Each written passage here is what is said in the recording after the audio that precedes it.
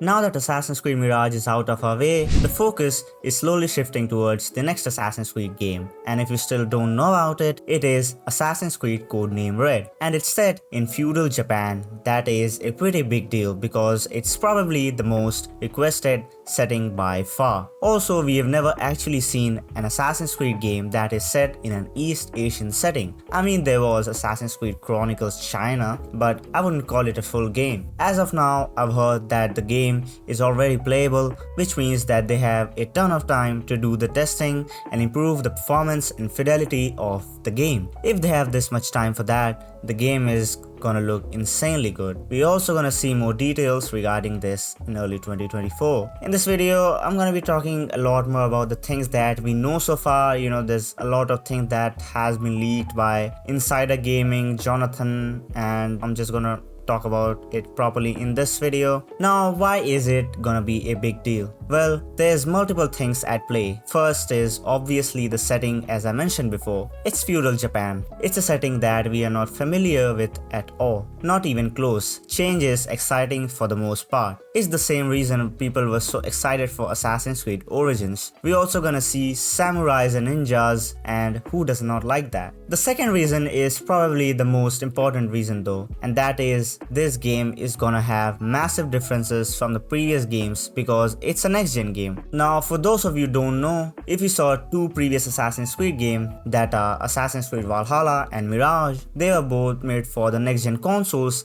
but for the previous-gen consoles as well. Now, what does that change? Well, that changes a lot. The reason is the game will not reach its full potential if it is made for the previous gen as well. For example, if Assassin's Creed Mirage was only made for the next-gen consoles, the game would have looked tremendously better because it would have not been dragged down by the old hardware of the previous gen consoles. The game would have reached the potential of the new gen consoles. Now, it's actually pretty funny though that we are 3 years in after the next gen consoles were released, but still we haven't got a next gen Assassin's Creed game. Ubisoft has had a tough time recently. Now, what changes can we expect to see? The first is that they have updated their Anvil engine, which means that the way the game looks is gonna have major differences from the previous RPG games as well as Mirage. Now, I'm not talking about in terms of graphics only, I'm talking about the way the game looks. So you should keep that in mind, that whenever I talk about how the game look, it's not only about graphics, it's all about the specific look that comes in a game. For example, Rockstar Games has a specific look, other companies have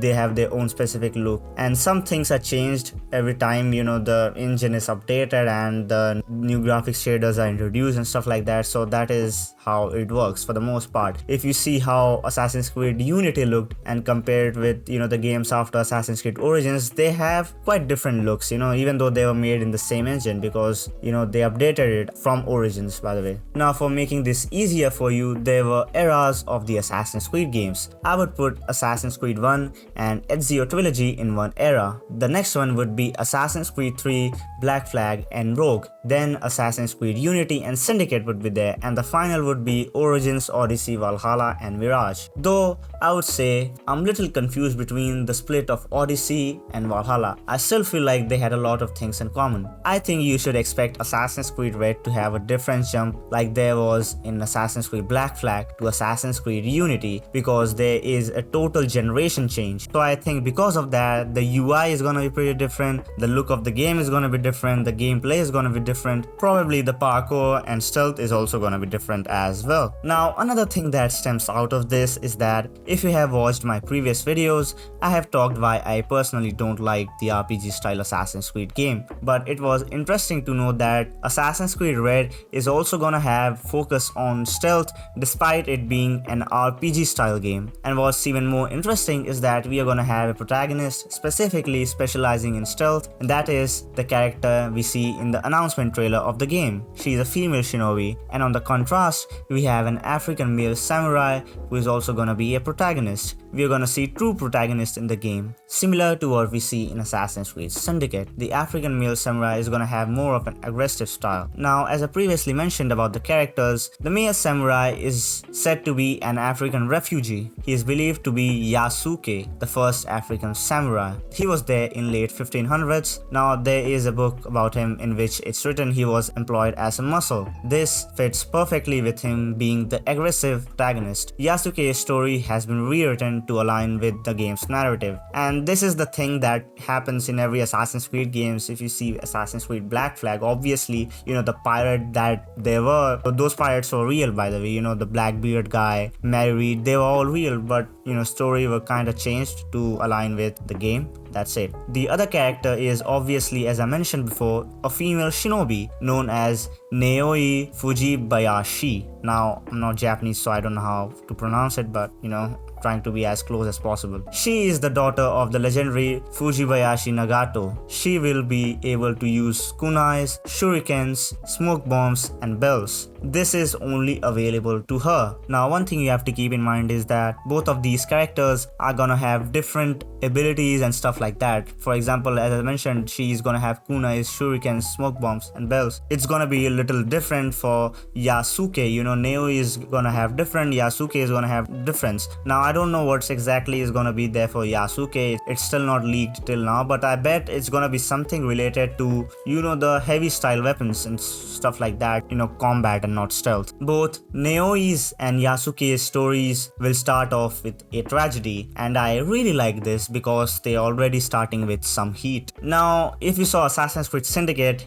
even though we had different protagonists, for the most part they were pretty much the same in terms of their playstyle. But in Assassin's Creed Red, both of these protagonists are gonna have different traits and weapons, as I mentioned before. This thing makes me hyped because we are gonna have the chance to play aggressively or stealthily depending on our mood. The game is also gonna have a Splinter Cell type approach in terms of stealth. Players will be able to use shadows to conceal themselves as well as extinguish torches to stay in the dark, similar to shooting lights in Splinter Cell. Enemy bodies can also be picked up and moved into hard to find locations. This was also there in Mirage though. There's grappling hooks in the game that can help us reach places. I am quite skeptical about this though, because in Assassin's Creed Syndicate, the same thing completely removed the use of parkour because of this. I think they should add a limit to how much we can use grappling hooks. There should be like limited number of hooks in my opinion. Now, if you played the other Assassin's Creed games, there's options for a guided mode as well as the exploration mode. But in this game, it's already focusing more on the exploration with much less guidance. This is literally what we see in Assassin's Creed Mirage, and they are continuing it. To be honest, I kinda like it. There's gonna be different types of grasses and stalking zones. Now, there's gonna be tall grass and a low grass. Now, the tall grass was already there in other Assassin's Creed games, where you can crouch and not get seen. But this time, there's gonna be low grass areas where people will have to crawl in order to become invisible. I like how they are, complicating the position so that we have multiple ways to,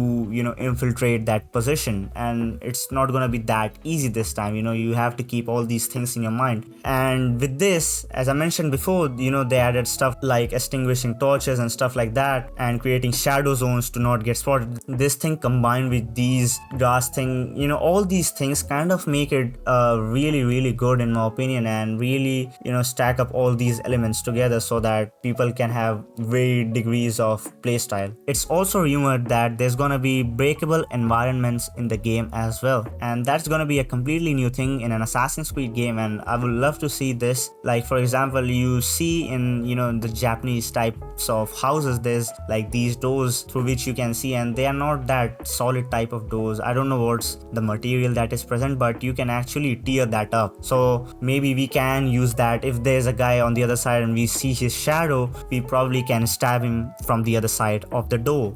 That is gonna be really fun in my opinion, and yeah, that is something that is gonna be pretty good in my opinion. The combat system should feature posture bars similar to Sekiro that can be broken to destabilize the enemy and deliver more blows. as enemies should defend themselves quite well in the game. And again, they are trying to make it different than the previous Assassin's Creed games. They're trying to kind of take inspiration from all these other games, like for example they mentioned Sekiro. I really like this thing that Assassin's Creed's combat was pretty much not that on par with some games like Ghost of Tsushima and stuff like that, and I'm really liking that they are kind of changing stuff, and people will definitely like this. There should be a spy espionage system in the game. There will be encampments on the map. In each of these camps, there should be a commander, and players will get the option to kill him or spare him. Killing him will get them his loot and equipment. Sparing him will get him to work for them, providing information on upcoming missions, maybe equipment, etc. I remember something similar that was there in Mafia 3 if you guys have played it. You had the option to spare or kill. Both had their own benefits. I just feel good when I spare someone though personally, because I just don't like killing someone. Even though they are bad people, it just does not feel weird, and if they have the chance to better themselves, why not just spare them? And they work for us anyways, so that's a good thing for me. The enemies will also have guns, which is pretty wild considering the time period is in 1500s, but we saw that already in Assassin's Creed Brotherhood. If you remember, that is even set before 1500s. It was in 1400s, late 1400s. So there Ezio had gun. Granted, that gun was given by Leonardo da Vinci, and no one was like him at that time, so that was pretty uncommon. So let's see what's gonna happen with this game and how the guns are gonna work. I think so the guns are gonna be really primitive, because in my opinion at that time it might be just concept guns, and in this game they have showed the concept gun as actually a usable weapon. We also got some leaks about the map stating that it is larger than Valhalla's map, and that makes me highly skeptical. And I did not talk about this before because I didn't want to start the video with this. I've always opposed very large maps, because for the most part most games just make it completely empty, just like what we saw in Assassin's Creed Valhalla. If there's more places to discover though, then I think it's pretty fine. I will love the map having some large cities to have enough buildings to parkour properly. That's one of my main concerns, that when it's too much open space, I feel like you just cannot parkour. Even if they introduce new parkour mechanics, the city is gonna hinder that because it's not built for parkouring. But if I think about it, Japanese setting is set in a way, the roof and stuff like that, the building structure is set in a way that creates a lot of different parkour methods. They're kind of weird looking, not exactly weird, it's gonna be taken in a wrong way, but they are pretty different looking than roofs that are there in other places of the world. But it's gonna provide a lot of differences in my opinion. Anyways guys, that's it for this video, and these are the things that I got information about. And of course there's gonna be more leaks, and I think the trailer is also gonna drop probably in the early part of the next year. Let's see. And also let's hope that GTA 6 does not overshadow this game completely, because its trailer is gonna drop next month, if you guys have seen the news already. And I'm making this video right now. Yesterday Rockstar Game tweeted GTA 6 trailer is gonna be released next month, so I'm kind of skeptical if Assassin's Creed Red will not get overshadowed or not. I'm just having the thought what's gonna happen if it drops at the same time as GTA 6, man. But anyways guys, that's it for this video. And yeah, my conclusion is that I'm always looking for something new.